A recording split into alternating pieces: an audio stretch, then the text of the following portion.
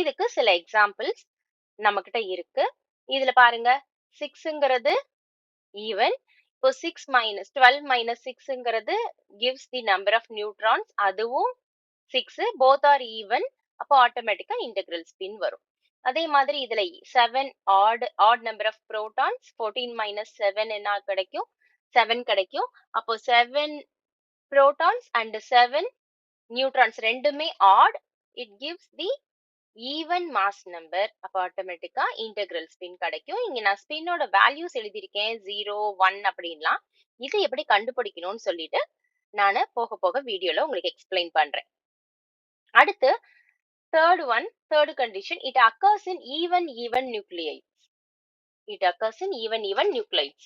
இப்போ both and Z and A are even. both Z and A அப்படிங்கிறது எதை denote பண்ணுது? இதுவும் ஈவனா இருக்கணும், இதுவும் ஈவனா இருக்கணும். ஆட்டோமேட்டிக்கா அஃப்கோர்ஸ் அப்போ ஈவன் மாஸ் நம்பர் இருந்தாலே நமக்கு வந்து இன்டெக்ரல் ஸ்பின் கிடைக்கும். ஆன் தி ஹோல் இதுதான் கான்செப்ட்.